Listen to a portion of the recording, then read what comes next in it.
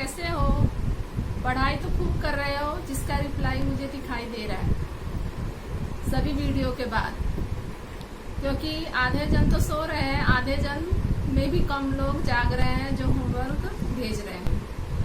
तो अब आगे मैं आशा करती हूँ कि आप लोग को कुछ प्रभाव पड़ेगा और पढ़ाई पर थोड़ा भी ध्यान दोगे। चलो आज मैं गद्य विभाग के चौथे पाठ पहलवान की ढोलक पढ़ाने वाले, जिसके लेखक हैं फणीश्वर नाथ रेणु। इनका जन्म सन 1921 में पूर्णिया गांव में हुआ था। इनकी प्रमुख रचनाएं मैला आंचल, परती पथिक, परिकथा, दीर्घ तपा जुलूस, कितने चौराहे उपन्यास है। ठुमरी, अगिन खोर, आदिम, रात्रि की महक, एक श्रावणी दोपहरी की धूप कहानी संग्रह, ऋण जल, धन जल, वन तुलसी की गंध, श्रुत अश्रुत, पूर्व संस्मरण, नेपाली क्रांति कथा रिपोर्टाज है तथा रेणु रचनावली 5 खंडों में समग्र है। इनकी मृत्यु सन 1977 में पटना में हुई थी। यहाँ पर इन्होंने पहलवान की ढोलक नामक एक कहानी लिखी जो इस प्रकार है। लुट्टन नाम का एक पहलवान था जो 8-9 वर्ष की उम्र में ही अनाथ हो गया। उसकी शादी जल्दी हो गई और उसकी सास छोटे होने के कारण उसका पालन पोषण करने लगी। वह दिन भर गाय भैंस चराता, ताजा दूध पीता, कसरत करता, जिससे उसकी हड्डियां मजबूत हो गई, मांसपेशी मजबूत हुए और वह एक पहलवान बना। और उसे पहलवान बनने की जिद इस बात के लिए भी थी कि उसकी सास को गांव वाले परेशान करते थे, तो उसका बदला लेना भी वो चाहता था, इसलिए वह अच्छी तरह से कसरत करता। जब वह बड़ा हुआ तो एक अच्छा पहलवान बन गया। एक दिन वह गांव के मेले में गया जहां पर कुश्ती हो रही थी। वह वहां पहुंचा। वहां पर एक चांद सिंह नाम का व्यक्ति था जो बहुत अच्छा पहलवानी करता था। उसे लोग शेर का बच्चा कहते थे। उससे वह कुश्ती लड़ने के लिए मैदान में कूद पड़ा। लोग देखकर हंसने लगे कि यह तुरंत ही मसला जाएगा। जैसे ही वह मैदान में गया वैसे ही चांद सिंह उसे पकड़ने की कोशिश की, लेकिन उसने दाव बचाकर बाहर निकल गया। वहां पर उस गांव के राजा भी मौजूद थे और उन्होंने यह देखकर उसे 10 रुपए दिए और बोले कि जाओ मेला देखो और घर जाओ। लेकिन उसे चांद सिंह से लड़ने की इच्छा थी। वह जिद करने लगा कि मुझे लड़ना है। सब लोग बोले कि मच्छर की तरह मसला जाएगा, लेकिन वह जिद पर अड़ा रहा। फिर वहां पे दर्शक जो थे वो भी ये सोचने लगे कि यह लड़े, और वह बोला कि अगर मुझे लड़ने की इजाजत नहीं मिली तो मैं अपना पत्थर पर सिर पटक कर मर जाऊंगा। अंत में राजा ने उसे लड़ने की इजाजत दे दी।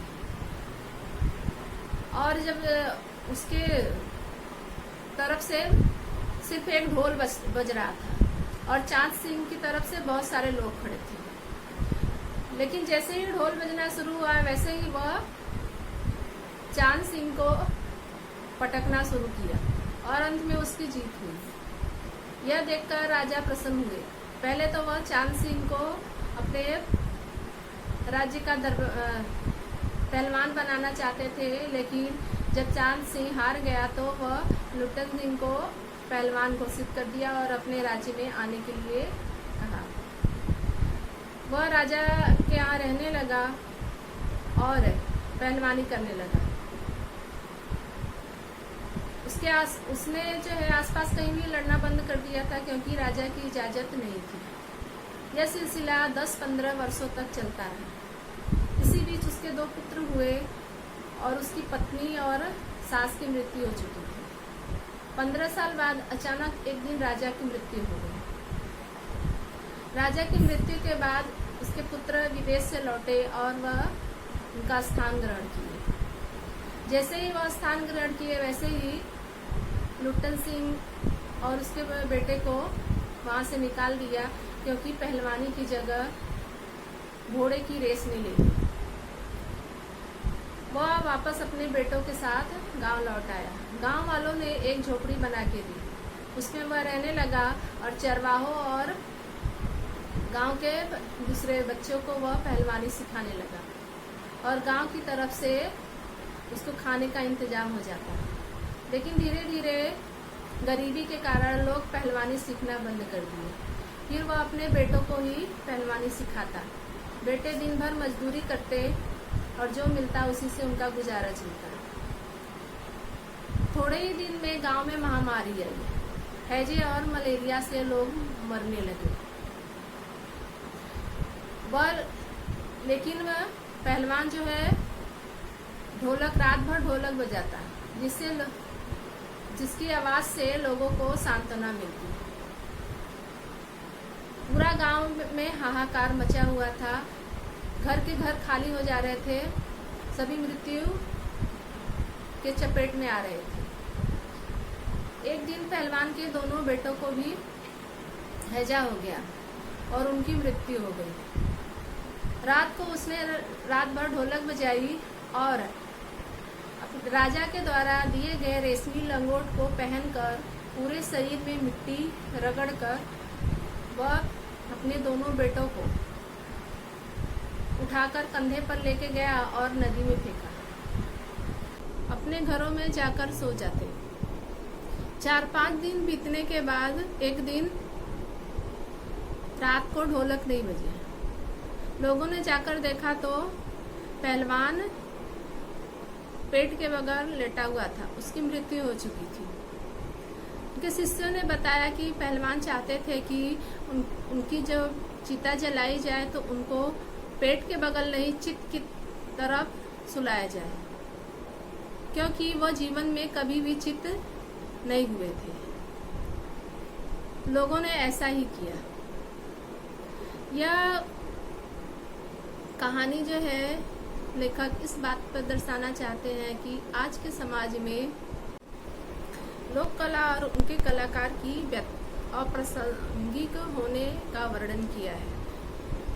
यहाँ पर एक राजा की मृत्यु के बाद उसके बेटे जब उनका स्थान लेते हैं तो एक पहलवान को उसके पहलवानी से हटाकर उन्हें दर दर अपने पेट पालने के लिए भटकने को मजबूर कर देते हैं और उनका बहुत दुखद अंत होता है।